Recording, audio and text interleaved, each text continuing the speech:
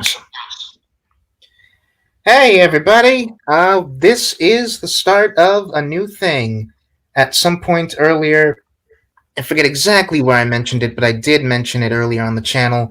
I mentioned we were going to be doing commentaries for the X-Men movies, and, well, this is that. So, starting with, uh, this is 2000, right? It's not. No, no, no. This is late 99? No, it's 2000. Okay, so starting with the 2000, oh god, 20 years ago, with the first theatrical X-Men movie. So if you just want to listen to this, like in a vacuum, you can, feel free to do that.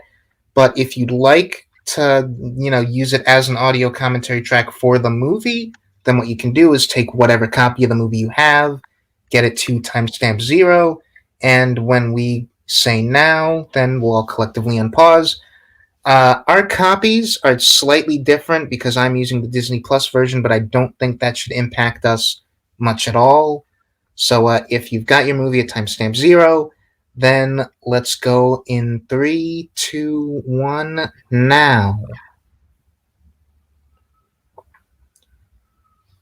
So do you have like an extensive history with this movie? Because I don't really.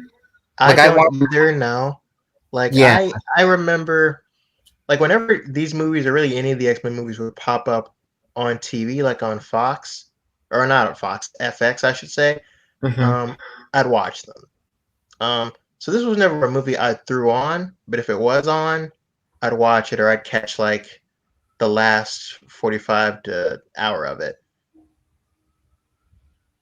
Yeah. And this is a property that I like. At least earlier on, I like the cartoon. I mean, I haven't really gone back to any of the cartoons except for Wolverine the X Men, and even then, the That's not the best X Men cartoon ever made. But I like this property at least earlier on more on television than I do this film. This film plays as kind of like a just passable pilot.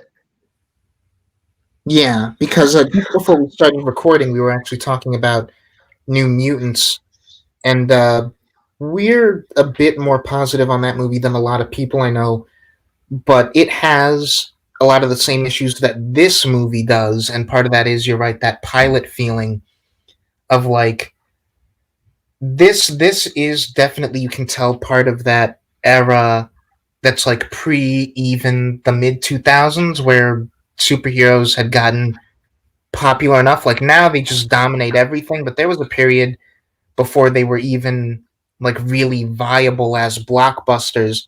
And it feels like this movie is here more as a proof of concept than anything else.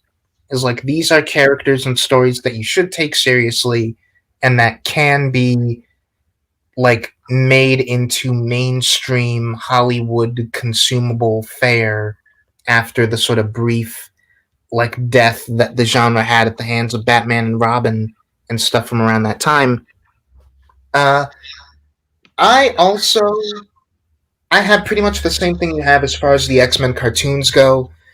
I don't think I've watched a single X Men cartoon to completion, though I do have a lot of like fond memories of watching X Men Evolution when that was like new. But like I never finished that. I never finished the '90s show. I never finished Wolverine and the X Men.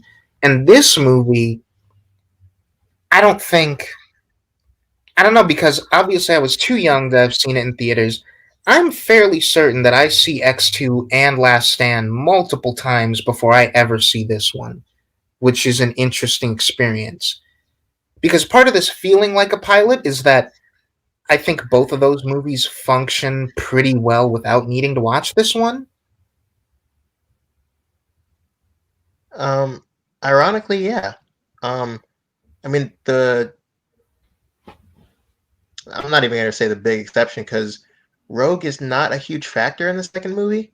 Mm-hmm. Um, but obviously Rogue and her relationship with Wolverine is I hesitate to say the heart of this movie because Wolverine is the main character, but this movie doesn't really have a main character. Like if you had to pick Yeah. one, I would say it's Wolverine.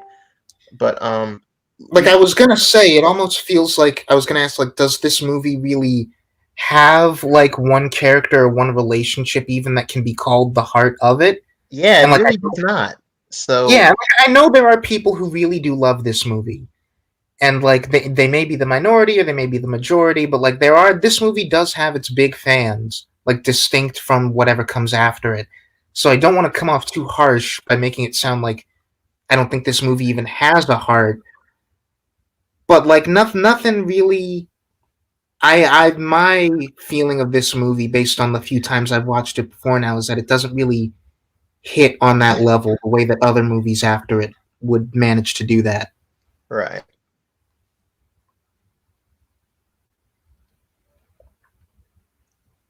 So I read a bit of one of Joss Whedon's runs on X-Men. I remember really liking it when I read it back in middle school.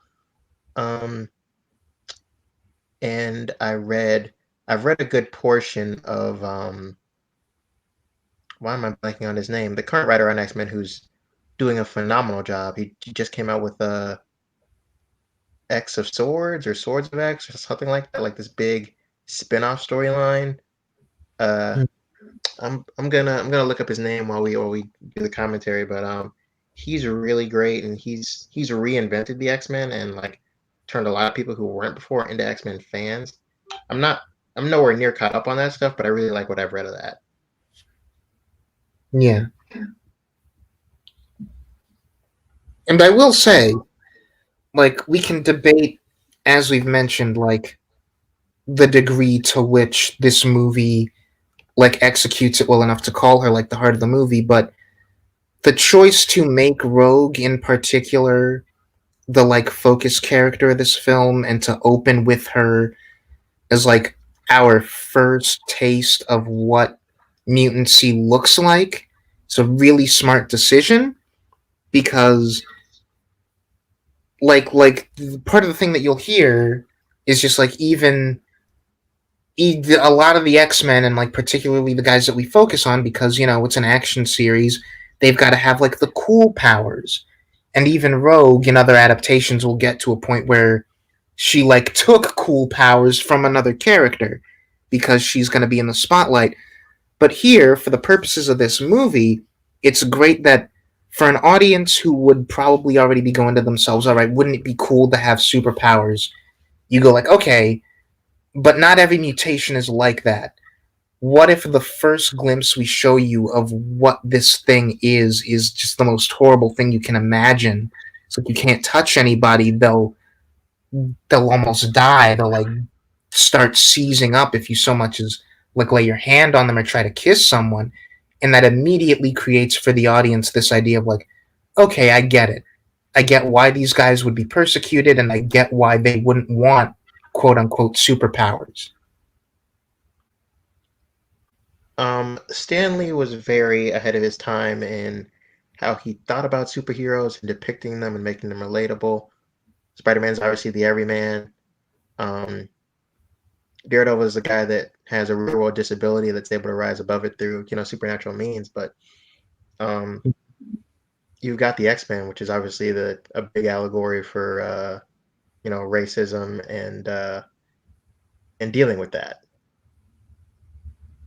Yeah. And I think introducing Rogue, the way we do it, as you said, is really smart. It's a really um, tactile and kind of uh, like emotional way to introduce the audience into this concept, even though like we're just meeting Rogue and we don't know much about her yet. But I think it's really effective, and it's oh, I should say these two are perfectly cast. Yes.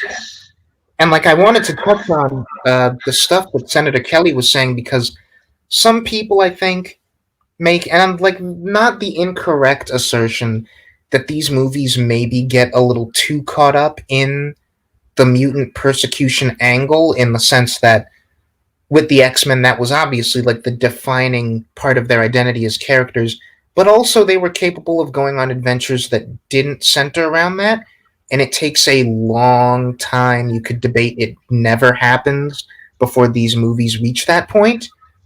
But I personally like that just because it makes these movies feel more unified, and it makes it all feel like it's coming out of this first scene. And it's like it's the problem with not even the problem because like in the narrative it's a problem, but from a viewer perspective I think it's really interesting.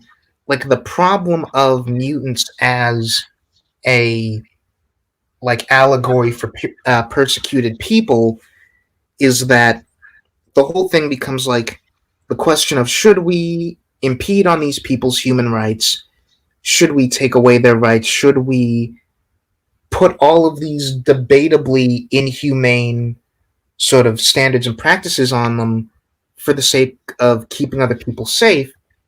And the thing that's always been inherent to the mutant like story element in which these movies I think constantly shift back and forth on, and which characters the narrative does or doesn't agree with, is mutants debatably are not human beings. Like, at what point does their ability to do certain things mean that we have to hold these guys to a different standard in terms of how they're treated under the law and stuff like that? And like you could debate endlessly, and these movies constantly are like going to different conclusions of is that fair? Like they experience the human condition, they have thoughts and feelings, and they want the same lives everyone else does, but they can do things that no other person on the planet can, and that can't just be a thing that you forget about. So when we have Senator Kelly being like, we need to know who the mutants are, and we need to know what their abilities are before we feel safe sending our kids to be in school with them, I can't say that he said anything wrong. Yeah, I don't necessarily disagree with that notion either. Because that and I don't see that as necessarily impeding on their rights as human beings to just have to register and let people know who you are and what you are. Yeah, like it's not inherently, but Magneto will make this point, and he's also not wrong, which is that that kind of thing is something that politicians will use to like justify and set the precedent for actual human rights violations down the line, and that is something that will eventually happen later on in these movies. Um, of course, the great Hugh Jackman, wonderful, inspired casting. Uh, it's funny because when he was first cast, producers talk about all the time about how if there were chat boards and social media the way there was now back then, that Oh god, they'd never you hear would have the seen end of it.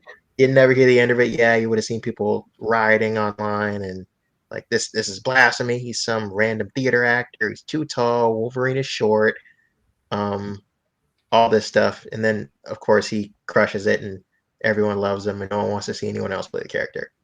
Yeah. And it's also the big reason that Wolverine that we can't get away from Wolverine and X Men lore post these movies. At We least are until very slowly at now least until very starting. recently with Jonathan Hickman. Yeah, Um, I think I we are haven't read now slowly getting to that place. yeah, especially now that um, he finally ended his run back in 2017 with Logan, and like, but while these movies were coming out, we could not get away from making him like the character in X Men. He always had to be the central focus because they made him the central focus of these movies. Which, And to be fair, I think that slightly predates these movies, not necessarily in terms of like the actual stories, but definitely in terms of the marketing. Like basically since Wolverine showed up, he was like the guy that you put in the front of the lineup just because like his design and his powers have that cool factor that appeals to a very specific base that the others don't necessarily. but I remember very distinctly watching the uh the first like classic cartoon and then also Evolution, and they don't make Wolverine like he's never. I mean, he has his episodes, but he's not the central focus of that entire show. Yeah, and He, honestly, I found that surprising when it came to Evolution, where Evolution, that cartoon was made to capitalize on these movies. And like in that show, Wolverine is a minor character. He shows up in maybe a couple episodes. Now, he's definitely in more than a couple, but yeah, he is a secondary supporting character. Um, and then we made Wolverine and the X-Men, and that show does put him at the center and makes a good case as you can, with the exception of Days of Future Past, the film, of putting him at the center. Because that show is all about how he's the last guy that should be in charge, but they're just put in a situation where he has to take charge. And what does that look like? Yeah, and I think we're at a really interesting place with comics and like comic media right now, where within the next decade, I think we're actually going to get to a place where like newer characters maybe don't supersede the old guard, but like where we're gonna get like a new wave of this kind of character who was like introduced 4 or 5 plus decades ago and just has remained constantly popular for like since then. Where I think we're slowly reaching that transition point where like characters like Logan are slowly getting like supplanted. Like again, I don't want to use the word supplanted, but like that kind of phenomenon I think is starting to happen again with new characters. Yeah, I think you might be onto something there. Yeah. Like I was gonna say something else about that slipped my mind. We've got a very Singer, at least with this first film, has a very subdued take on a lot of these characters. Like this is not really Rogue from the comics at all. Um, Yeah. And at the time of this movie and like X2, it's easier to like look at that as being like you said just a subdued take and like just wanting to like pare these characters down for the mid 2000s early 2000s audience. When we get to his later output, like when we bookend this franchise pretty much with his movies once again, and we're still doing that, like we're still toning characters down, toning down powers, not really adapting people except for the name and some surface level traits. Then looking back on stuff like this, it seems more like okay, he doesn't have the excuse of the sort of market that he's putting these movies out into. Maybe he just really doesn't get these characters, or at least certain cast members. because I mean, I don't know if I'd have to go back and look at some behind the scenes stuff. I don't know whose decision it was to go out for Hugh Jackman, but like I said, it's inspired casting. Yeah, that's what I was thinking of. I never really put much thought into it, but I always wonder like what's another contemporary actor at the time who would have been a big name in 1999 to 2000 who you would cast as Wolverine that fanboys would have been happy with. And like the only suggestion I've heard made that I think could have worked is Bob Hoskins. But aside from him, I don't know who else is a big name at the time who could do this role the way that Yeah, people would have wanted it done. and I don't know. Yeah, I don't know anyone else at that time period who would have fit this role. But I also don't know. I didn't know Hugh Jackman pre this movie, and he was mostly a theater actor. Yeah, that's most people. And like even it's just we're gonna talk about this a lot because again he's all over these movies. He has such a great range. Cause like I was watching Flushed Away the other day, and like I forgot he was the main character in that movie. And just like he's a real chameleon when he wants to be.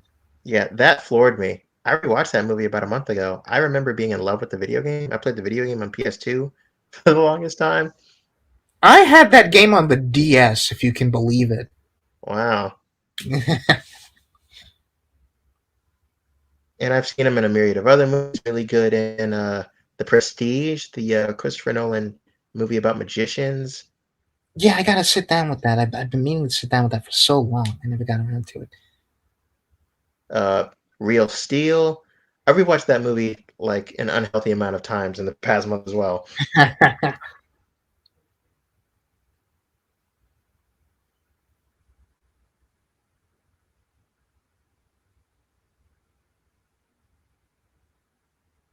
And like his hair will subtly and not so subtly change over the course of these movies.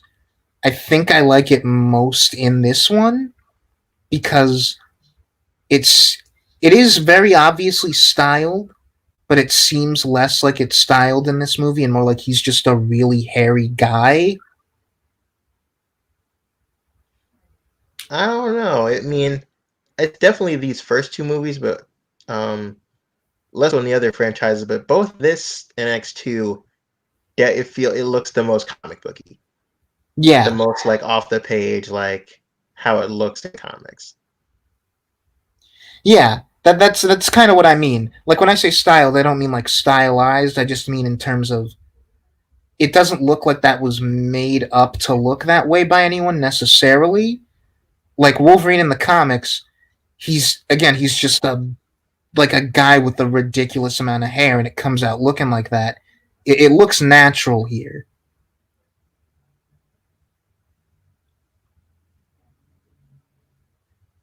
Cyclops and Storm are woefully mishandled for a lot of this franchise.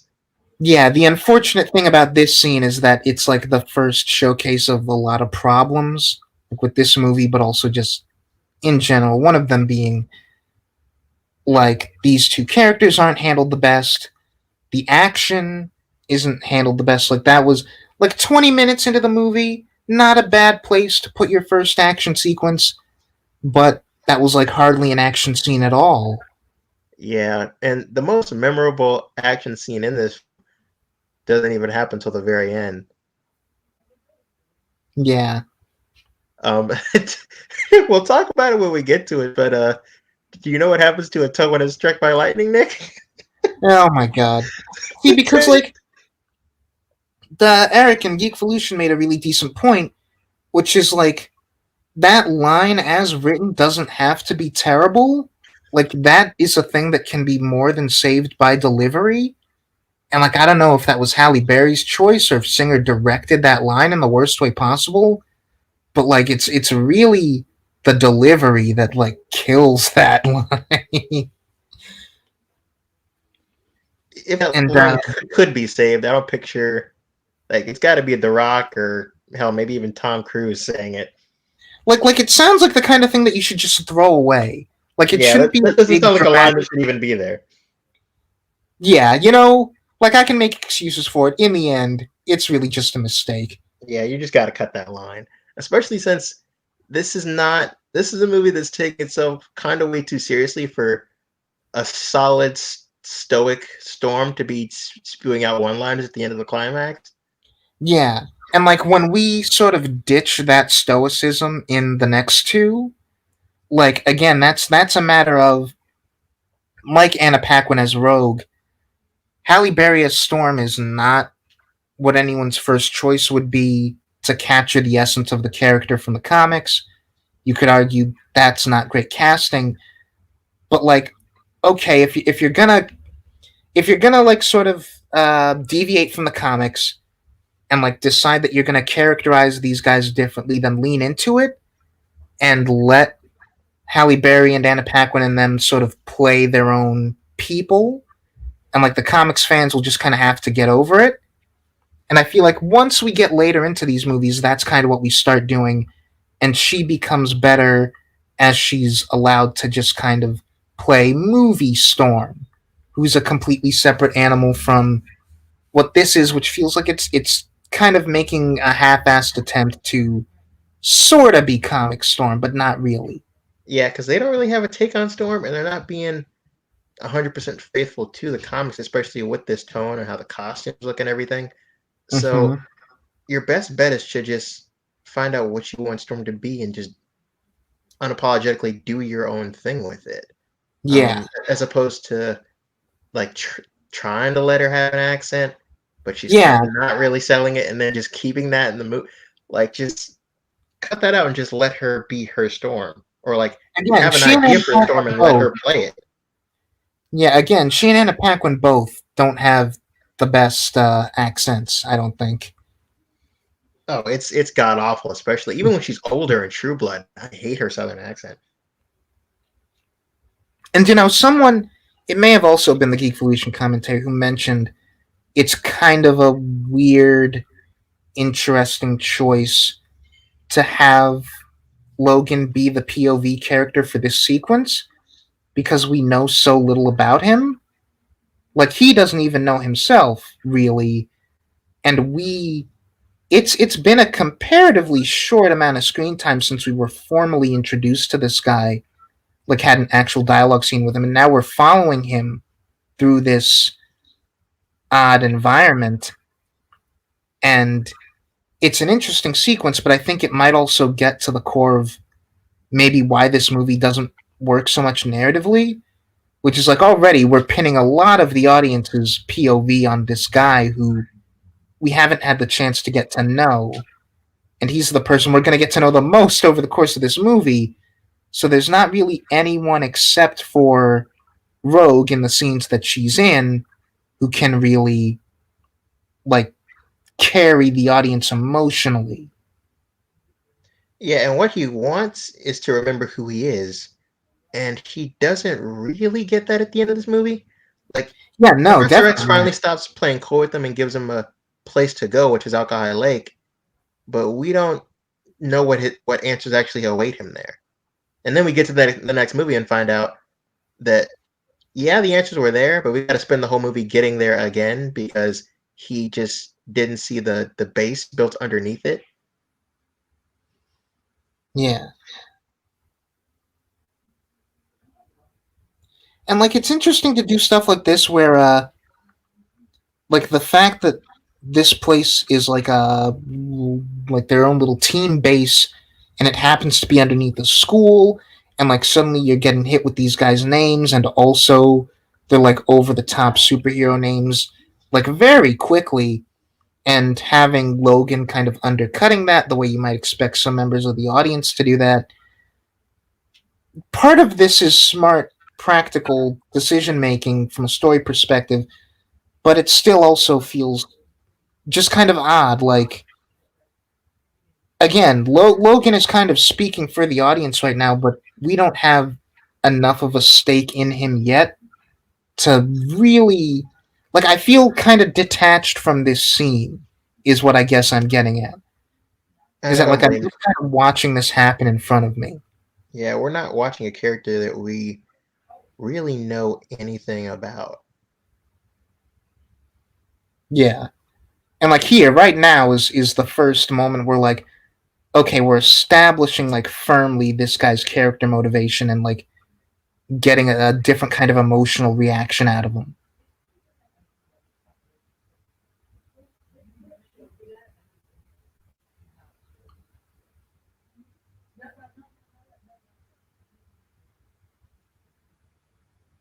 Wish I had the option to throw subtitles on. I have subtitles on mine.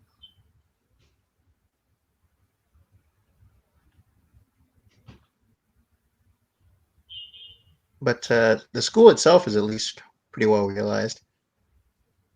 Yeah, and like again, it's so interesting to like.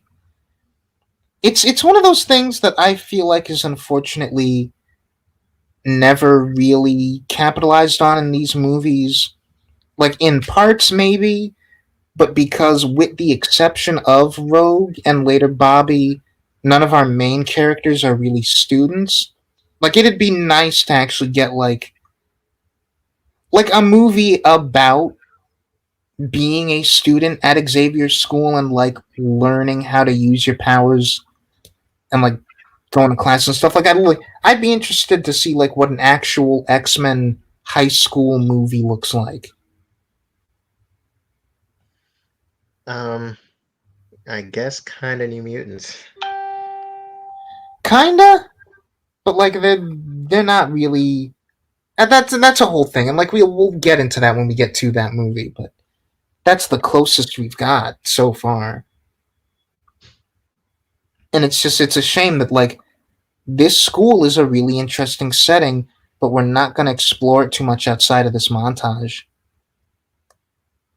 You know what's funny? Our Iceman has now gotten to play Pyro as an adult. Yeah, if you've watched The Boys, yeah, you know what we're talking about. And here we're establishing pretty much all the stuff that's going to be just completely ignored and retconned later on. So just in one ear, out the other with this exposition. Which is what exactly? When I was 17, I met Eric Lensher. He helped me found the school, and then he became Magneto. Oh yeah, when we get to first class, they're definitely a lot older than 17. But funny enough, these movies forego like even by the time we get to well, I wouldn't say we really do that much heavy retconning until we're past Last Stand. Yeah, the issue with the continuity, like Actually, no. Last Stand definitely retcons because the Phoenix is clearly not what they pretended it was. But well, Brett Ratner clearly is either not aware of X2 or is completely ignoring it because when he does the Phoenix, it's this separate, demented personality that Charles had to suppress when he first met Jean, and it's clearly just the classic Phoenix by the end of X2. yeah, and like the way that it's presented in X2, that doesn't necessarily have to be like a contradiction, but it is But like still the Phoenix is definitely. presented in a completely different way. She doesn't have the red like orangey Phoenix aura. Like Yeah, but I just mean like if it's definitely a retcon, like that's absolutely what it is. But you could say the Phoenix is like its own personality and not necessarily have that like undermine or contradict anything in X2. It's just again like the fact that they felt the need to introduce it. Like what makes it a retcon is that we didn't establish that. Like at no point was it mentioned, at no point was it foreshadowed, but it's just like okay, I guess this she is just what it has was. it at the end of that movie, and she needs to use it to get the plane up. Yeah,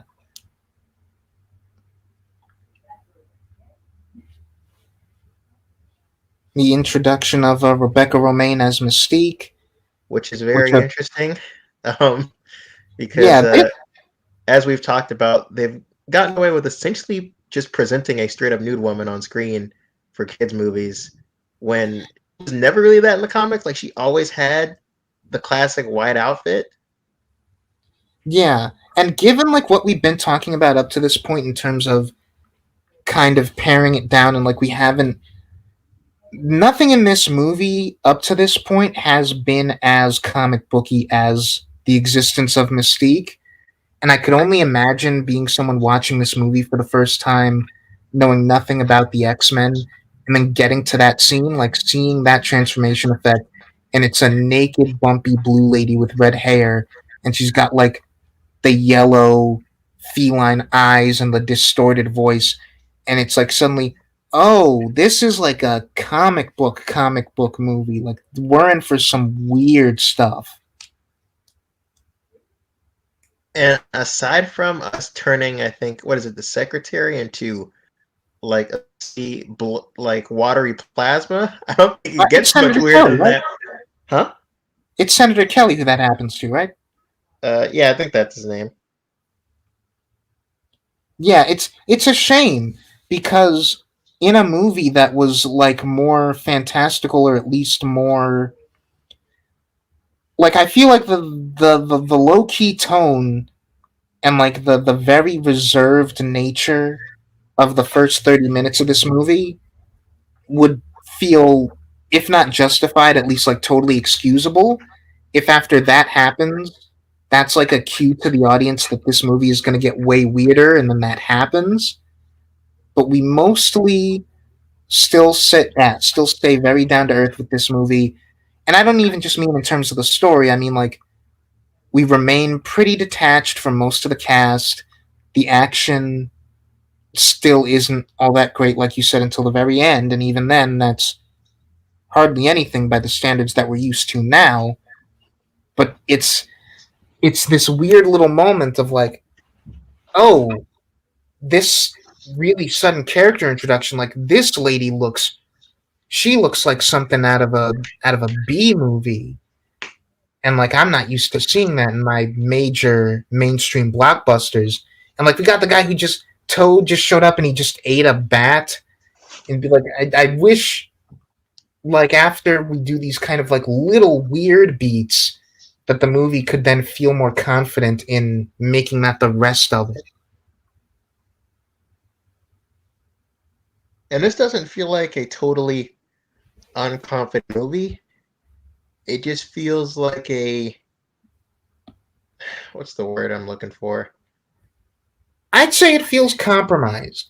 It might not even be that it's not confident, but it feels like Doctor Who fans are going to know what I'm talking about when I say it has that Russell T Davies feeling of like Doctor Who is a very over the top and weird show, and it used to be like even more ridiculously over the top and weird until this specific showrunner got his hands on it and was like, okay, this is for a modern 2000s audience.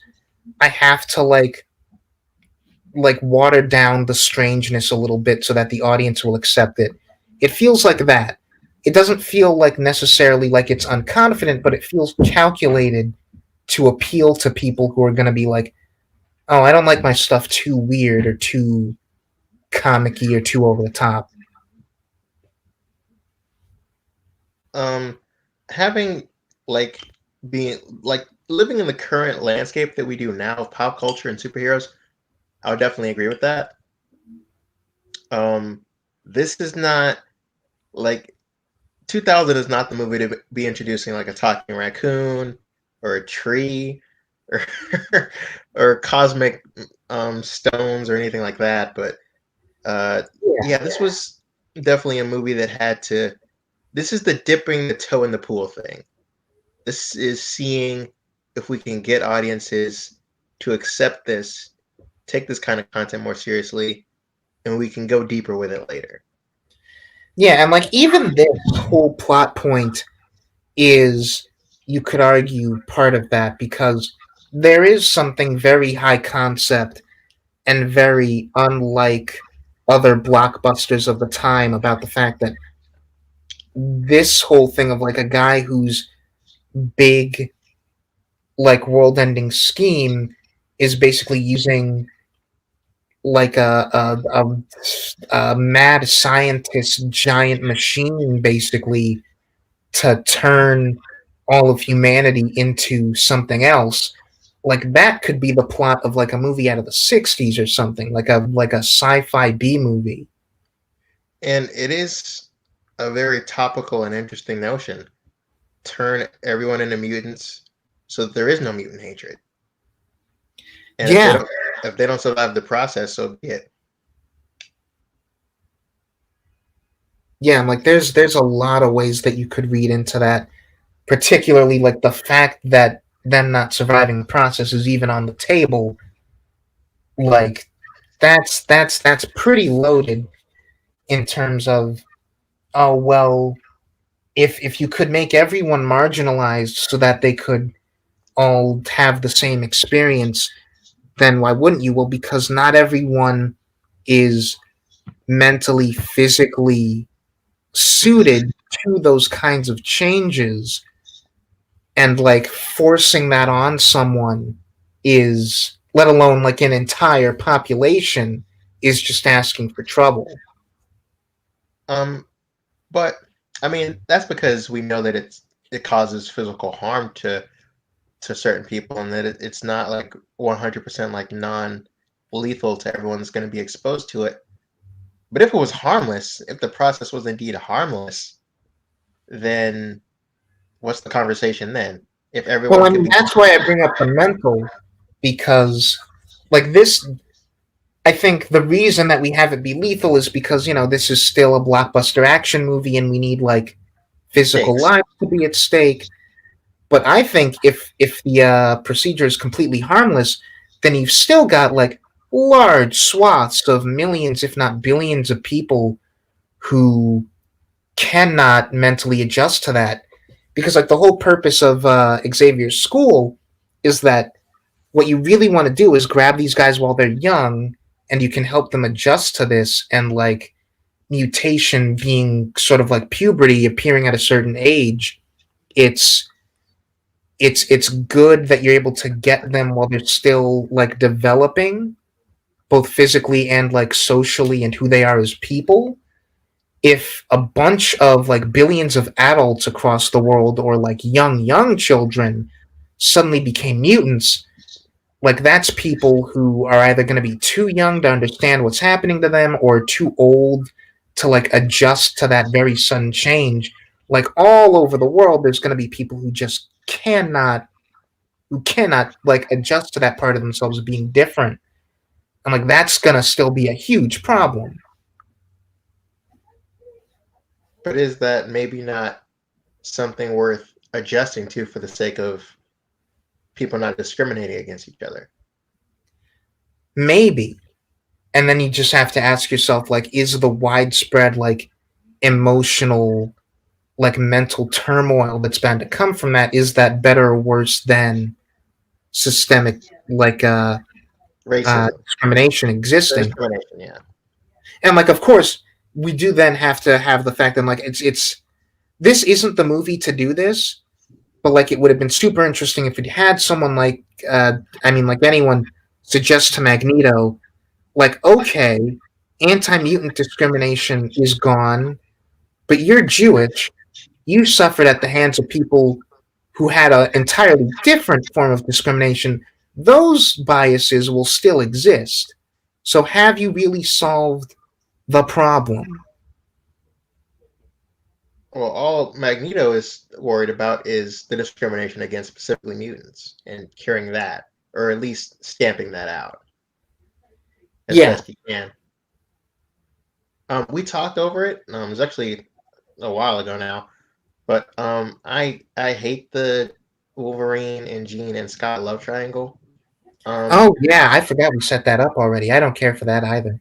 yeah, it's I mean it's a thing from the comics. Like we don't do it like I wouldn't say it's like overdone in the comics, but we've done our fair share of it multiple times, and it's never good. At least I've never read a story where I've thought that it was remotely good. It's just like I get it, Wolverine's a sexual deviant in the comics, but like we gotta stop undermining characters like Jean, throwing her under the bus and turning Scott into the jealous boyfriend. Like that's just not interesting or compelling to watch or read. Yeah, and like the way that we initially do it in the comics is, I think, the way that it should be done, which is that like it's not even that Logan is like a sexual deviant necessarily. It's that he's sort of like driven by these like primal animalistic urges. He sees a pretty lady, he gets attracted to her and like wants to stake his claim. She's really not interested. She only has eyes for Scott. It's the real problem is what I find to always be the problem with love She ain't triangles. even entertaining it. Yeah, and it's because it's not even that it makes her look bad that she would entertain it. It's that I, as an audience member, just don't need that melodrama. Like, there's nothing inherently compelling to me about watching people like waffle between romantic options and being like, "Oh, I feel so bad because this person, but also this person's like." I don't get any fulfillment out of that. To me, Especially that when she's already supposedly supposed to have picked someone. Like she's with yeah, Scott. There shouldn't be any yeah, question there. There is they no are choice to together make. already. Yeah, there shouldn't be a choice to make. Yeah, but like even when all three parties are unattached, I just don't get anything out of most love triangles because it's all so like angsty and melodramatic, and like I just don't care for it. And it's like a freaking miracle when we get to eventually the Wolverine and like all of the scenes with like hallucination gene I find actually impactful and like meaningful for Logan's character in that movie because the setup for it is not great. Yeah, it's weird how well that works. Like you almost don't even need the context of these movies. Yeah, I'd go that far. like debatably, it even works better without that. Yeah. God, that's disturbing. Yeah, and like for the longest time, like I didn't realize like what this was. Like I thought like, well, okay, there's a couple of things that like make it a little bit Family vague as cameo. to what exactly happened. Oh yeah, there he was. But there's a couple of things that make it a little vague as to what's happening to him here, and it's like the whole like being able to slip his way out of the bars, and then he walks out of the beach, and like it looks like he's turning into something, like a different species or something, and it's just like what's meant to be happening is just that his body is basically breaking apart because he couldn't take the change, right? Or is it that like him becoming a mutant gave him the specific power that is this like weird elasticity thing? No, it's not elasticity. Like he's literally like pressing into like water. His body's Yeah. just like disintegrating into water. So like what I would find really interesting is that we only see it happen to him as to be like, oh no, you wouldn't dare want this to ever happen to anybody else. But like the other like people who would not take well to mutation, like would their death like look the same as his did, or would something else happen to them physically? Yeah, I mean, I get the implication that like they all would have different things happen to them, but a good portion of people would still end up with fatalistic side effects. Hmm. Like whatever their power would be would eventually end up killing them. Yeah. Speaking of which, did you see Project Power on Netflix? I did not. No, I didn't hear great things Uh, about it. I recommend you watch it. I mean, it's not mind blowing or revolutionary or anything, but it has a very interesting, unique, kind of grotesque take on superpowers. Oof. It is Okay.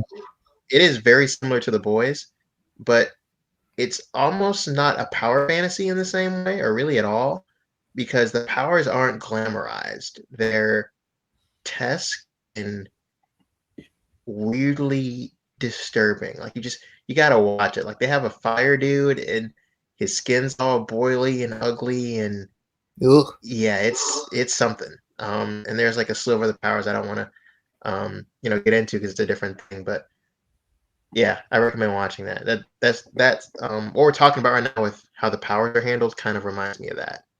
Hmm.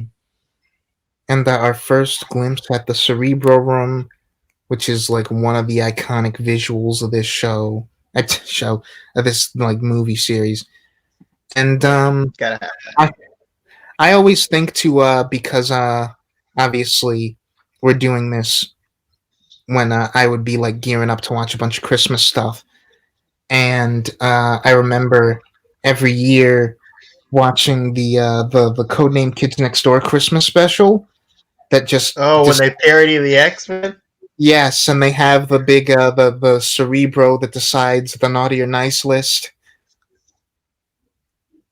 Oh, that show is so great. Yeah, I was crushed when I found out that that Galactic Kids Next Door revival thing was a April Fool's joke. And that was supposed to actually be a thing.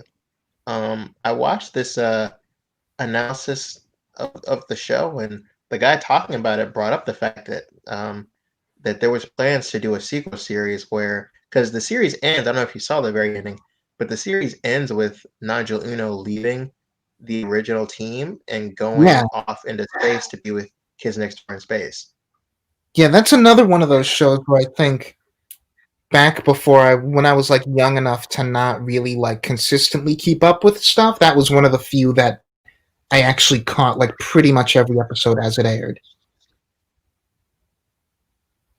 Same, yeah, I watched everything. Beginning the running gag of Logan stealing Cyclops' bike. And the Although, effect here when he hits the nitrous gas is hilariously blue screeny and really bad. And like, unfortunate that we don't end up using that for anything. What, the bike? Yeah, like you'd think we'd set it up as like it's gonna be a thing that we use later. Um, yeah, like it's kind of weird that we have a scene where it's supposed to be funny. Where it's like, "Where's my bike?" and he just drives off with it, but he doesn't like ram it into anyone. It would be cool to see him, I don't know, ram it into one of Magneto's minions or something. Yeah, if something happened later in the movie that was like time sensitive and they had to like super speed over there. Yeah.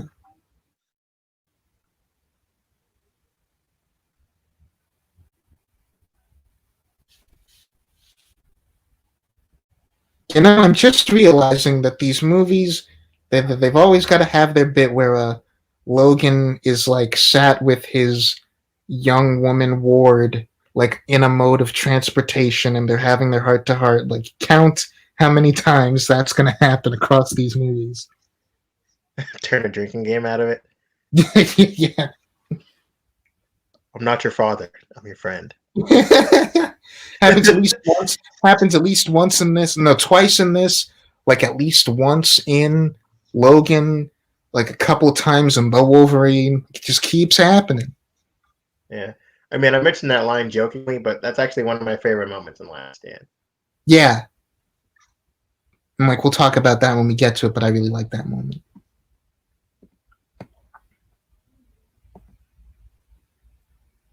I do like us already using like a Cerebro in a negative way in this first movie and sabotaging it, taking it off the table. Yeah. And it's one of Because those it things that I is, think in like the more fully realized version of this movie, like we'd stop and talk about that like it's we'd really have a moment where we go, okay, Charles, you have access to this thing that like gives you like so much power of like surveillance and just influence, and it's like maybe we should talk about how that's potentially dangerous, and like we'll do that in the next movie. yeah, because that ends up being like the big plot of the next movie is our villain basically counterfeiting it and using it for, very nefarious and evil ends. But yeah, like the other X-Men don't seem to have any problem with it at all. And yeah, I mean, there's no big morality thing with it, especially since, I mean, in the comics we'll talk about it, but we don't really. But see, that's the thing is we do talk about it. Um, there's rarely ever any big objections, just because they know who Charles is and they've all known him for a long time, so they trust him with it. And there's not really any fear of anyone attacking the school and taking it, um, unless it's sonically Magneto, which he has attempted to do in the comics a few times, resulting in the school getting blown up. But yeah, I I've always liked Cerebro. It's interesting because it feels like the thing that could be our big like Deus Ex Machina, that we don't really run into that trouble too much in these movies or even in X-Men lore, I don't think. Like we don't rely on it as a crutch too much, which I'm kind of impressed with. Yeah, and like that scene between Logan and Rogue makes me realize like really how much it hurts these movies as like a piece that we don't maintain that relationship as a central thing, because I Yeah. feel like when you've got that moment of it's okay, you can trust Xavier and that whole school, and if anything happens, I'll be there to take care of you. And she's like, "You promise?" And he's like, "Yeah, I promise."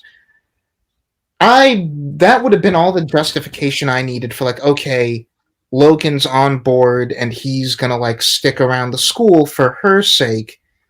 And as the movies go on, like he'll always be in this state of like coming and going, and he's never until like near the end of Last Stand pretty much in a like he doesn't like officially affiliate himself with the school.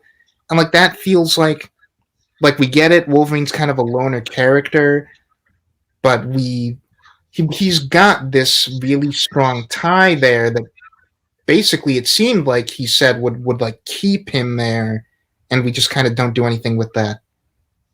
Especially since in the comics do a fairly better job of this.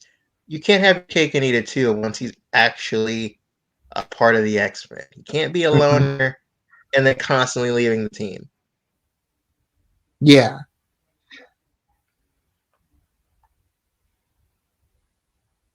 where it's like again that's part of the whole pilot feel of this, and like it feels like a pilot to a to like a different thing that ends up happening.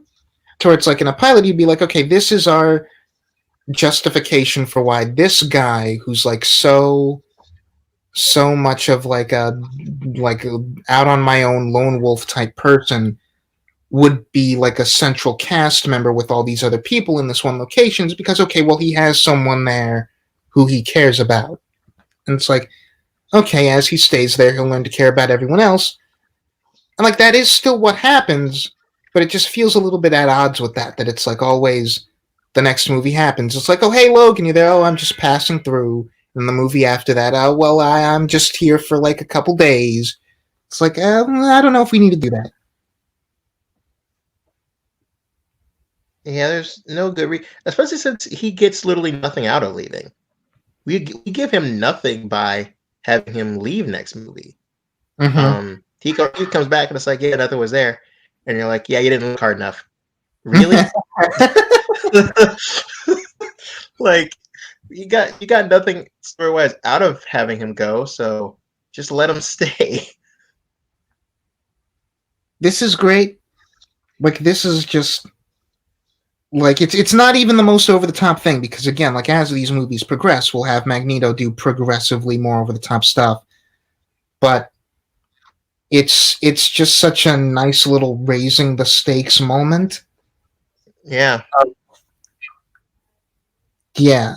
And it's like as soon it's I think fitting that this is the first time the cops really show up, as like we haven't yet established the precedent that will become true and is especially true now, which is that cops basically are a non-presence in superhero movies, and we've still kind of got this status quo where if the police show up, they're at least gonna do something. So to have this movie come out when it doesn't, he just walks outside. There's an entire like army of policemen there, and they're completely ineffectual. It's it's such a like interesting like immediately. Oh, Magneto means business. Like this guy, you don't mess around. yeah. And we just saw him take out our protagonist pretty easily. Um, so it's like our mutants are considerably like the only people that could stand up to Magneto. They're the only people that can stop him. Yeah, and it also like makes Charles look as powerful as he is, or he's able to like. It's this whole thing is really interesting because one, Charles is powerful enough to like put Magneto in a little bit of a bind like this, and yet it also says a lot Oh, about their relationship and Magneto's character, that like he's like don't push me, I'll do it. He does fire the gun, but he's like, all right Charles, I'll give you one last chance. Like you yeah, didn't he think I holds was the. It serious. was a really tense scene, like tense little moment of like the gun slowly boring its way into the cop's head. Magneto's Yeah, just ever so slightly holding it back. I'm like oof. Yeah, that was a really cool tension-filled moment. We and I like the motif of Magneto constantly using guns that we do later with Fassbender's version. Yeah, and like that was a thing that like it's a really good, just it's a really good scene, and it doesn't have to be like an over A the top big over action. the top, like, yeah, Yeah, so like it's not that this movie's problem is that it had to be that, because like even in the constraints it makes for itself, it can still do some really good stuff. It's just that on some level, I do think it's missing something by whenever we do get to like straight up action, like characters fighting each other, it's done like within 30 seconds until the climax. And that's, I get it, you want to tease the audience so that when the climax does come, it's like that much more of a blowout. But like Avengers didn't wait until the last third to have any action sequences that went over a minute, you know? Yeah, and I just want to say up at the front, like even back in like oh 03, oh 05, like me as a kid, I wasn't just like tapping my foot waiting for the next action scene to happen in these kinds of movies. Like even when I was a kid, that movie first came out, I still very much appreciated and loved Batman Begins. Um, like I'm there for the story, and like the action is not what keeps me coming back to that movie or even The Dark Knight. Um, like I don't think the action and well, the action in Dark Knight is certainly better, but I don't think the action in either of those two movies is particularly like so good. I would just watch those in a vacuum or even sit through the movie just for those. I go Hmm. back to those just because they're genuinely well told stories with good characters and character development. It's so weird to think of both of those movies as significantly closer to this movie than us right now. Like they feel like such a different era. And Batman Begins is only '05. Yeah. I like that little dialogue exchange between Logan and Storm. Again, that's one of those things that is made more interesting and more meaningful by the relationship that they will have later on. Because in this movie, it feels kind of weird that Storm even has that exchange. It's like, who is this person to be the person given this exchange with Logan? Like, we don't know Storm What from was the exchange? Iron. Because I don't have subtitles on my end. What was the exchange? It's Logan's on the way out, and he's like, that Magneto guy maybe he has a point. Are you sure you're on the right side? And Storm is like, well, at least I've chosen a side. It's like that's when we get to Last Stand, and the two of them are basically like left Oh, that hand and callback. That's right where hand. that callback comes from. I didn't even realize that was a callback. Yeah, and like when we get to that movie, and the two of them are like left hand and right hand, it's really interesting. But like I can't even view it as like an intentional seeding of that relationship because just in this movie, it just seems like such an out of nowhere moment. That and those two don't have another scene, another really strong scene like that in the second movie. That's also true, yeah. Which I mean, that's the movie where everyone is split up for most of it, so I get that, but But it's Storm's with them. uh well for a She's bit. with over. Yeah, she's with them. Actually, no, because she had to go off and get. Yeah, they meet up kind of like in the middle of the movie. They're Yeah, not her main together the whole film, but yeah, Storm's main relationship in that movie is with Nightcrawler. yeah.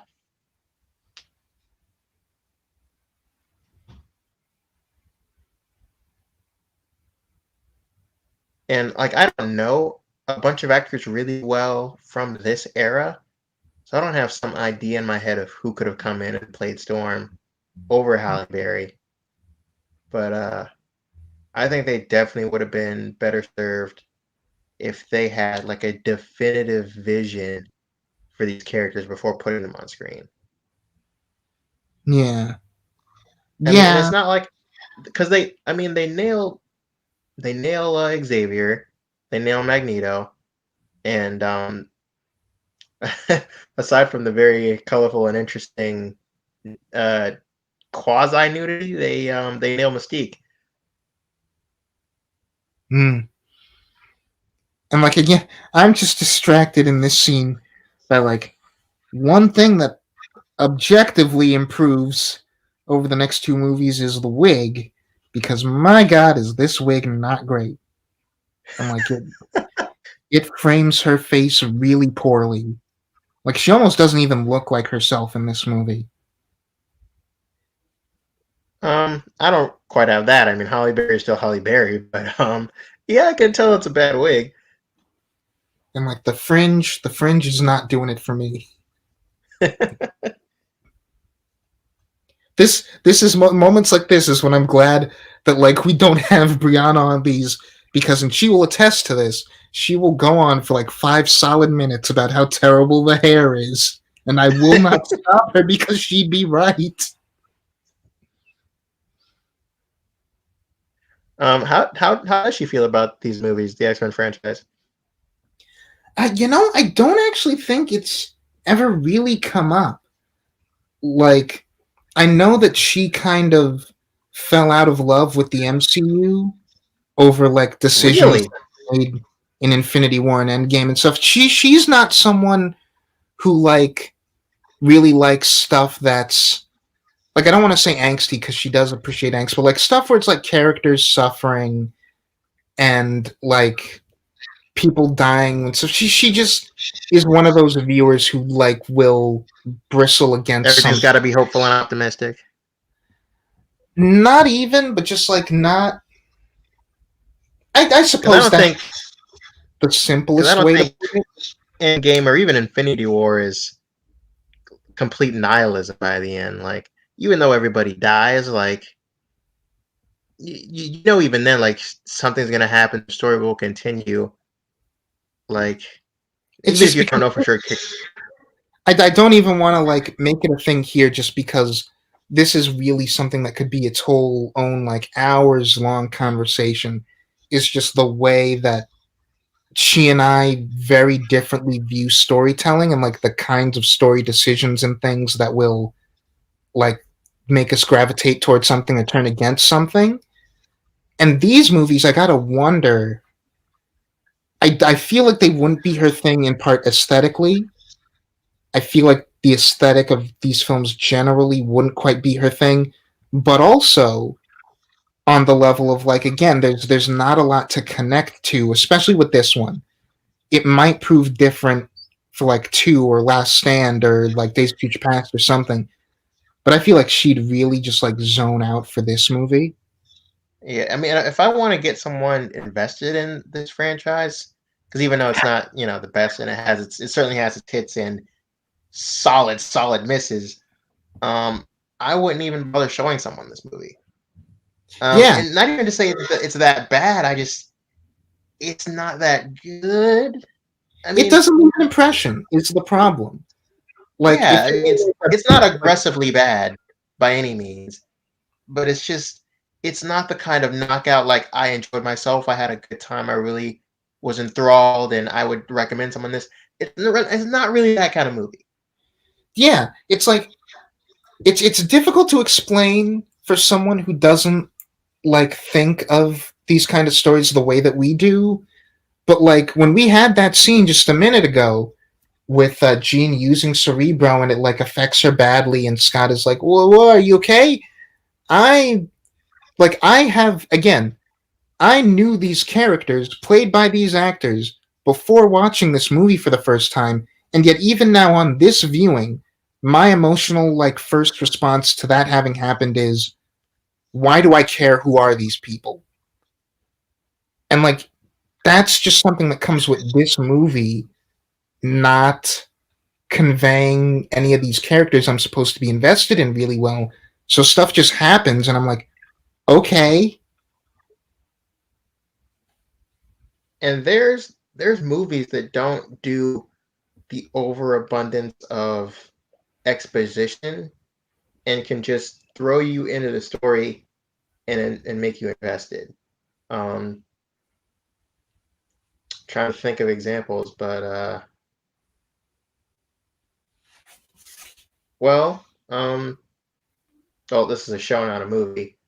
But That I still mean, counts. Daredevil's way too easy because like I know that character, I already like that character, but um, there is very little, if any, real. Yeah, there's no real origin-y stuff in that movie.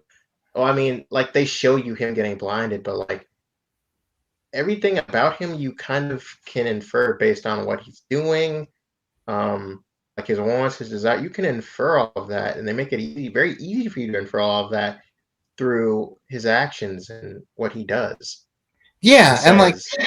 I don't want to invite the Star Wars fan discourse onto this video, but we already did our commentaries way back for the new Star Wars movies, and I'd say a good example of that is The Force Awakens, where it's like a lot of the characters, but particularly our main characters in that movie, a lot of information about who they are and like how they feel and what their internal conflict is going to be over the course of that movie is conveyed visually.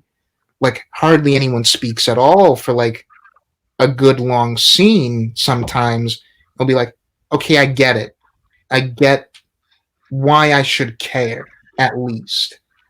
And I don't have that with most of the people in this room right now.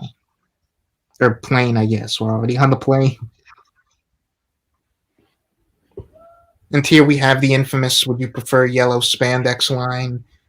It's like Well, these days you'll have people going like, "Yes, yes, I would prefer that." but I mean, like pre MCU, when the superhero movies are not like this known commodity and like taking over the box office, it it was a risk to expect audiences to just be okay with super bright, colorful costumes. Yeah, Especially like in a even movie like this that's already those costumes don't even really fit in the movie that they made. So I get why they don't have those. yeah, Um, like even if it like was the still just the leather, like the leather uniforms and like the colors were different, that I could imagine in 2000 still getting you like comparisons to Power Rangers. Yeah, like that does not immediately make a good movie anyway. So like the superficial just aesthetic thing of them having the costume from the comics wouldn't have made this movie any better. Um, I if do like when anything, we get to Last Stand and there's like little touches, like Kitty has the pink outlines for hers, yeah, that I love. Yeah, I think that's pretty cool. and And she's like I not don't even think, in that she's not in that movie a lot, but I'm excited to get to Kitty. yeah, and like I don't think these uniforms like on their own as like a piece of movie costuming are bad. Like honestly, I think they're memorable. It's just like it's one of those things that feels like a concession for the viewership that this movie was going into at the time. Yeah. And I had one of the action figures of Wolverine from either this movie or the second one. Hmm. But I think I was prompted to get that more because of the second movie, and I remember liking that one a heck of a lot more than this.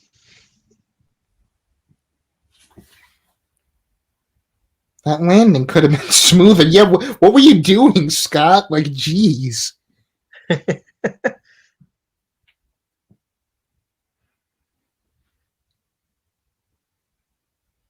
Even now, he does not seem like much of a leader. He's just kind of the Yes, like they're supposed to be a well-oiled machine. Like Wolverine's supposed to be the new guy coming in. He doesn't even really feel like Cyclops doesn't even really feel like he's taking point.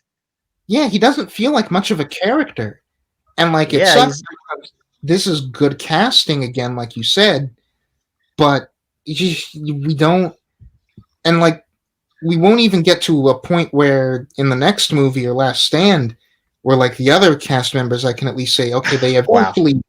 they eventually found stuff for them to do. Cyclops really doesn't have anything to do. Okay, two jokes I can do with us never redoing again is the metal detector thing with Wolverine and the claw middle finger thing. Like it's funny, but we don't ever need to retread those jokes again Yeah. because we've already retreaded both. But yeah, it really sucks Like, how little we find to eventually do with Cyclops because like I remember him at least having somewhat of a role in the second one, but then like most recently when I rewatched I was like, "Oh no, he has like even less to do in the second one than he does in this movie." this bit is hilarious. Ah, When Wolverine cuts Mystique's fake claws and she screams. which makes me wonder like what actually are those made out of? Like I I assume they're ass- just like an extension of her flesh, but then like it's not like she's missing yeah, any fingers or whatever. there's either flesh or just bone. Oh wait, does Mystique operate by like Animorphs logic, where she can just get dismembered and like if she morphs back, she's fine? And what's up with this? Like that's such an interesting choice. Like, if you want to, I mean, you want some levity in your otherwise kind of stoic movie. Toad is the appropriate place to get it. The dancing thing, I don't have a problem with that thing. That's legitimately funny. Like, Yeah, no, I just like start dancing at him. again, I like this idea that like Toad is just a freaking weirdo, but like it would have been nice to have that characterization be more of the movie, like for him to be a character prior to this scene. Yeah, because he's not a character. Oh, funny thing about Toad, in this movie, that is Ray Park. Um, Darth Maul, I believe baby. he's mostly known as a stuntman, and he is Snake Eyes in the GI Joe movies. Oh yeah, I always just think of him as Darth Maul. Was that too? Yeah, the character that wasn't a character until the animated Star Wars shows. So again, he's used to it with these movies, characters who aren't really characters until later. Yeah, I mean, except with Snake Eyes because he's a mute. Like Mm, Snake Eyes is a character, but you really get into his head because he doesn't say anything. yeah, and This like, was yeah, actually really cool, like a really cool, memorable fight scene. yeah, it's like it's really striking me on this viewing. Like Yeah, done almost this is our entirely in camera. yeah, and like Actually, it's yeah, it's done completely in camera. There's no real, like everything's practical. This is a pretty well done fight. it's so kind of like off-putting isn't the right word, but it's so kind of odd to have all of this really well done action, and it's like we haven't had any of this prior to this point in the movie. Like the movie is almost over, and we're just doing this now. It's like this was not an action movie until this climax started. Kinda, yeah. 'Cause, I mean, those other two action scenes are barely action scenes. They're literally less than 30 seconds apiece. Yeah, this definitely does play as more of a proof of concept like pilot than a legitimate movie. Yeah, and when we get to 2 and 3, and it's like, okay, we've like interspersed our action sequences, like spaced them out the way you would expect, and it's like, okay, this is what we thought we were getting pretty much. Here we go. The same thing that happens to everything else. Well, okay, thank you for explaining that, Storm. I don't think I would have realized that. Okay. You don't say. And like we're just meant to assume that he's dead, right? Yeah, because we don't bring him back, so for all intents and purposes, he died. Okay. Until we get to Days of Future Past, and then we have another Toad. It's only there for like a scene.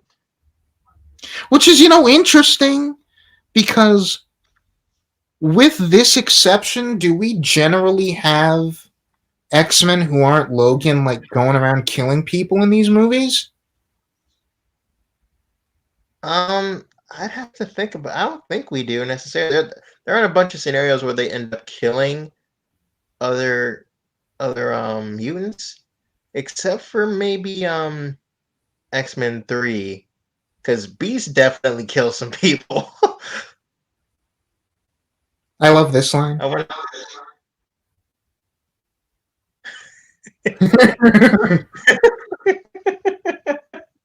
That's a great exchange.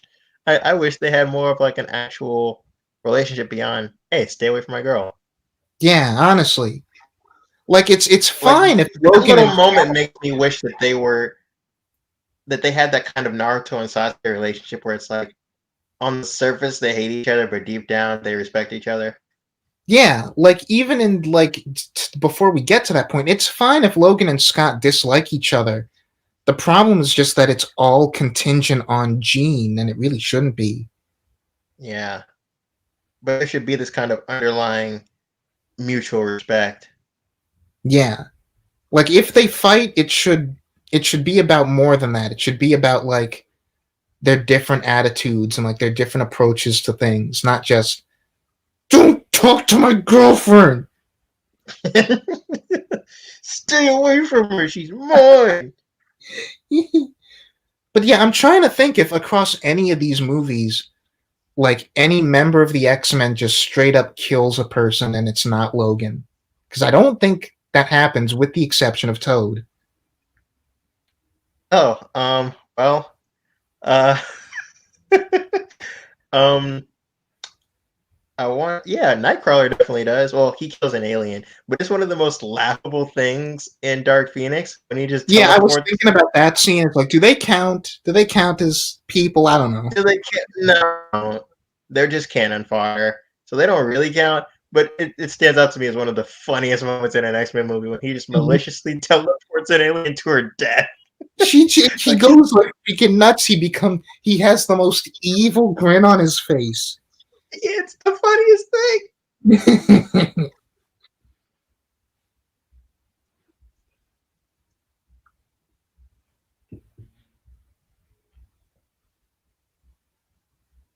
Yes, The metal that he oh, has wrapped around. I saw him turn into water. I was just gonna say that like the metal that he has wrapped around them looks like painted styrofoam or like rubber, like what are those things that they use to so kids can float in the water, like floaties or whatever. That's kind of Oh my gosh, that's you're kind of right. what they look like. I wasn't even looking. You're absolutely right.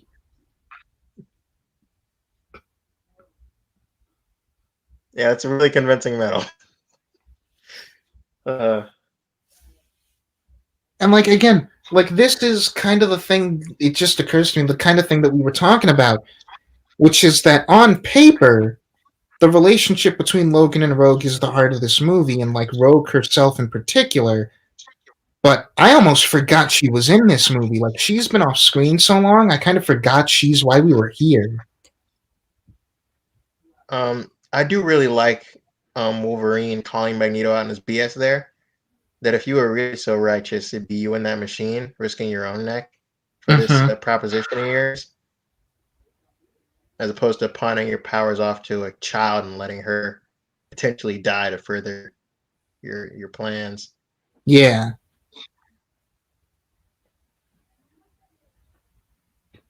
That is, I really love that because as we've established with Wolverine, it I can get how it may not feel like much because he's able to live through damn near anything, but he has the power to heal, but he feels everything. Like Yeah. that still hurt like hell for him to do that, Oof. to stab himself through the chest. Like it'll heal, but he felt it.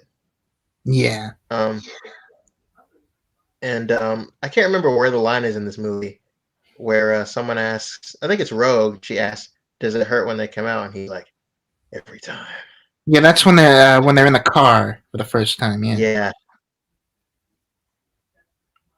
And like here, we're gonna get the shot that doesn't make a lick of sense, but it the looks cool. infamous, the infamous spin scene. It's gonna look so great, guys. It's gonna look so cool when we put it in the movie. Like kids are gonna lose their minds when Wolverine does his flip on Lady Liberty. It's gonna blow their minds. This is the money shot, baby. We've been working years for this. Yeah. Hey, why did you take my dog tag? I guess we're just never gonna address that in this continuity before we like retcon this whole thing. No, we're not even gonna fully address it before we have time to retcon it. God, that's so weird. And it's Like, like CG Wolverine for half that shot. it's not even just the shot itself, it's also like the shot leading into it because like he throws him and it doesn't look like he's moving very fast at all. No, it doesn't. I like that little bit though, where he sticks his claw into the thing and it just barely misses Scott and Jean's heads. Yeah, that kind of thing is always really fun.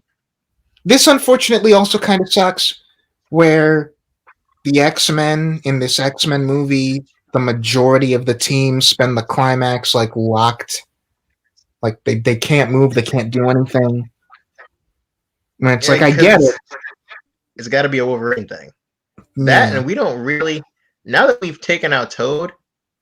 Honestly, I wouldn't even say that because actually, yeah, because we just kind of incapacitated Magneto, and it's just Sabretooth. So throwing all of them at Sabretooth, that fight ends pretty quickly. Well, I think you could do it in such a way that you like throw them at uh at Magneto and like have him try to deal with them as he's also dealing with Rogue.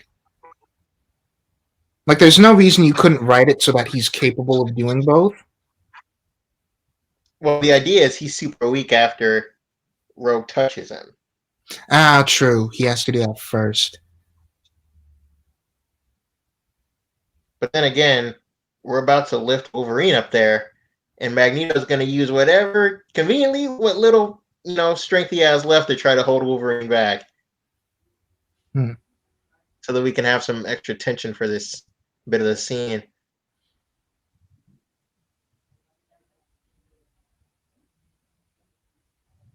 Yeah, it's really unfortunate because I can see like the much more solid version of this movie as I'm watching it.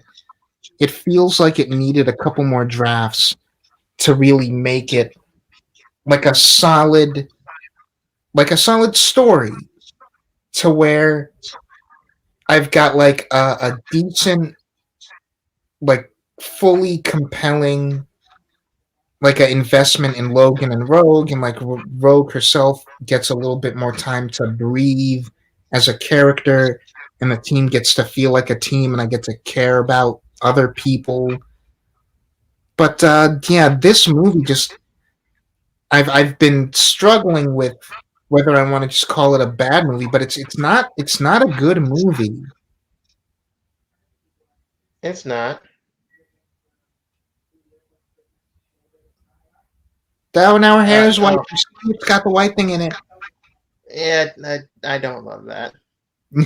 Like, and it's the thing that Cap complains about all the time that I almost never have of giving every little thing in a certain adaptation and origin. Like, I almost never have that, but with the hair, I'm like, we don't need to do that. Why can't she already have the hair? Yeah. Like, and she's not even like she gets two really tender scenes with Logan, but other than that, she's barely even a character. I'd honestly prefer it if she just dyed it that way because she thought it looked cool. Yeah, that'd be fine. It's a quirky little individual thing. Like, it's something unique to her. She does it with her hair. No one else does it. She likes the way it looks. Mm-hmm. I will say, because we're about to hear like a variation on it again, I didn't talk about this. My favorite track from this movie is the one that's just called Logan and Rogue. Oh, the one that's playing right here. Yeah, and like the full proper version that played over the I think it was, I don't know what the more full, but yeah, it's this. I really like it. I like this too. Um, I really wish that like these two actually were the heart of the movie. So this music really it resonates the way it should because it's a really strong piece that deserves like the story and the character moments to back it. Yeah, and like on its own, like this is a really strong moment of like he really does not know if this will work. Like as far as he knows, until the last second, she really is just dead, dead.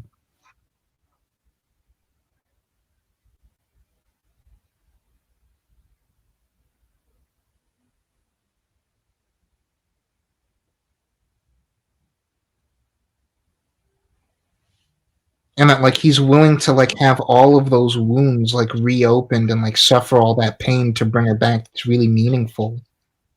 It is. especially for a guy who's lived as long. I mean, we don't even know how long he's lived at this point. Um, but obviously, knowing what you know about the character, it's pretty powerful. Yeah. But this movie really needed to be about them Yeah, like it for needed us to to. be about something If we were gonna because do this, like you give us a powerful emotional ending like that, you need a story about them to really earn that. yeah.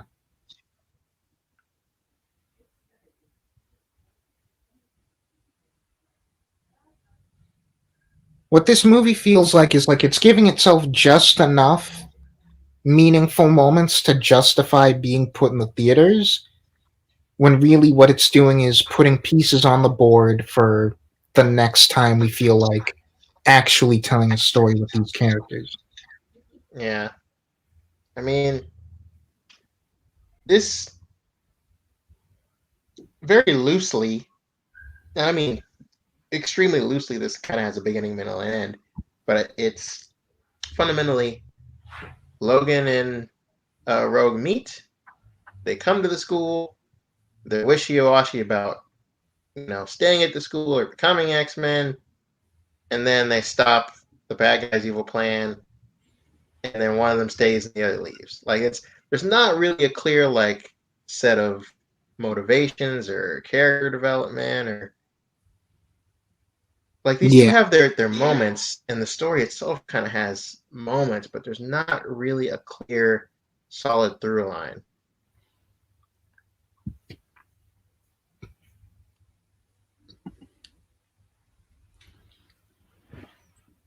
And like And I again, was I feel bad watching.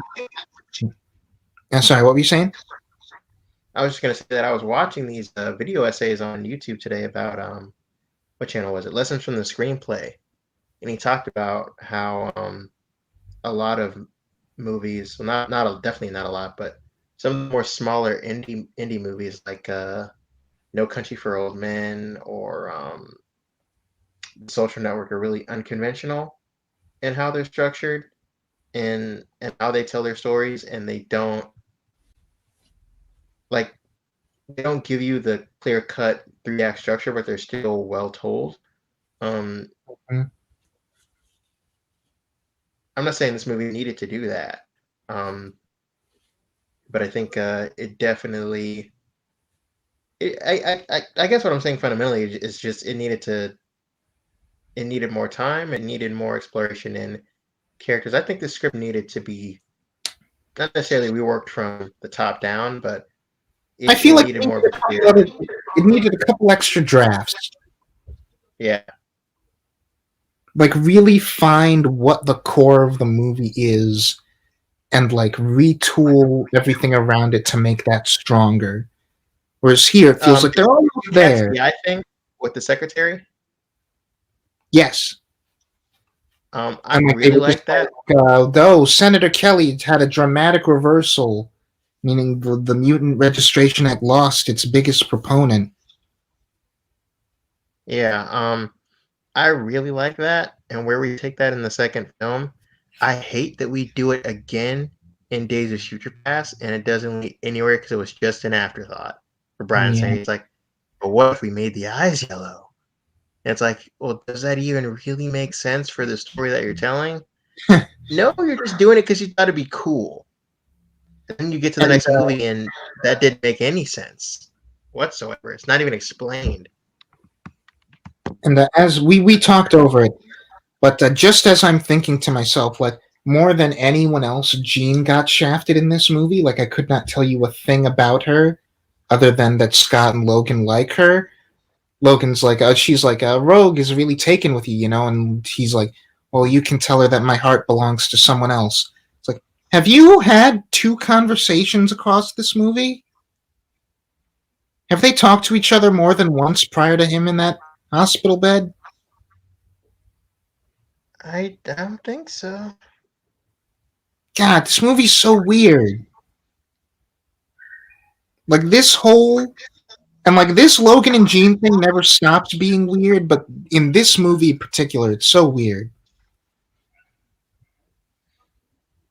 it's I wouldn't even. I mean, it's definitely weird here. I wouldn't even call it weird later. Just really cringe-inducing. It's weird and like cringe-inducing for how undercooked it is. Like they want us to care about it so much, but they devote so little time to it. Like if you wanted this to be a big deal, then okay, have them interact in scenes at least. Yeah, they're not even like they're barely characters in this first movie. They're barely characters. Um, and am I supposed to be rooting for for infidelity? Am I supposed to be rooting for Wolverine to be sleeping around with somebody else's girl? Yeah, like the Or am one I? thing that I suppose we're supposed to kind of like take as just shorthand is that like okay, Wolverine's cool and Scott is a little bit of a square, so we want her to end up with the cool guy. But like Scott's not even that lame. Like they didn't even commit fully to that subtext if that's what they're going for. Like anything that's supposed to tell me how to feel about this, aside from them just literally going, "Isn't it romantic?" just isn't there.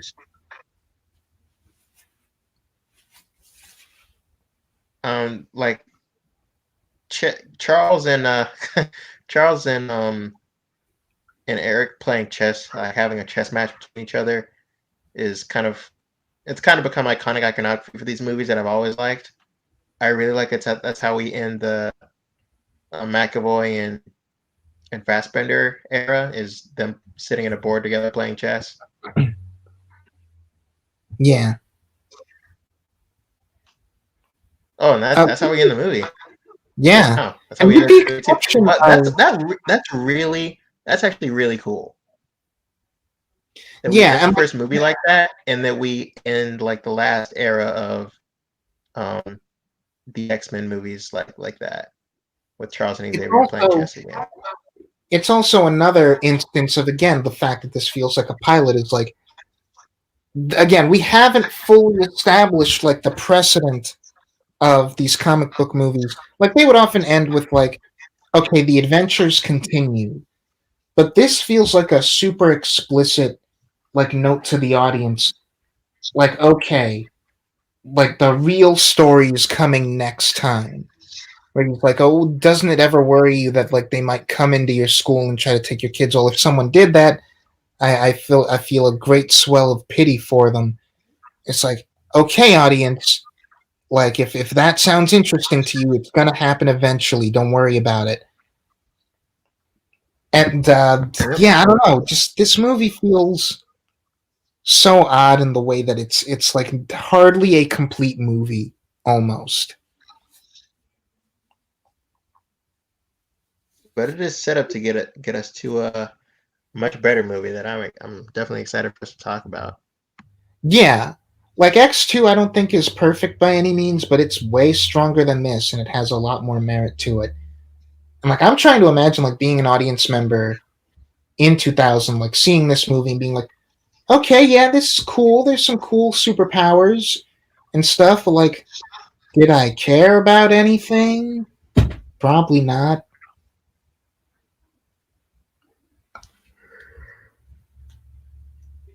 But yeah, as with the past couple of movies we've done, there's no post credit sequence to these. So I don't know. Unless you had any other pressing thoughts, then I guess we could end off here. Um, well, I would just like to.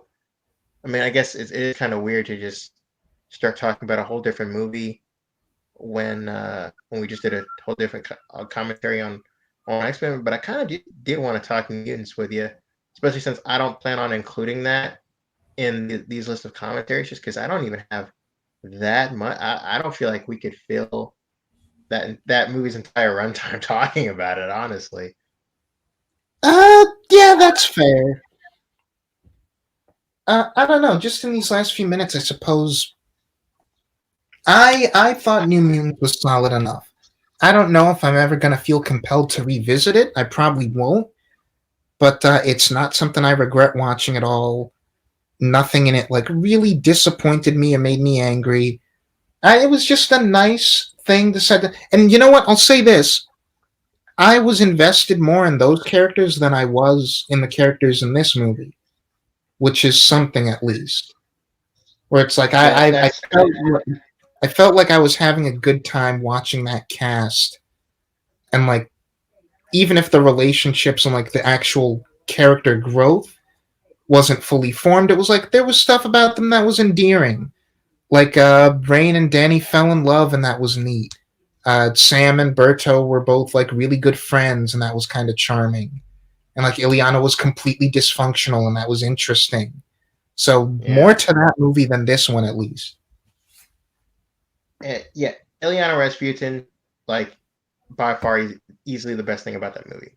Like Mm-hmm. I freaking love her. When we got the second trailer, I want to say 2 years ago when we got that trailer, I was like, wow, this is gonna be like the first like genuine horror comic book movie.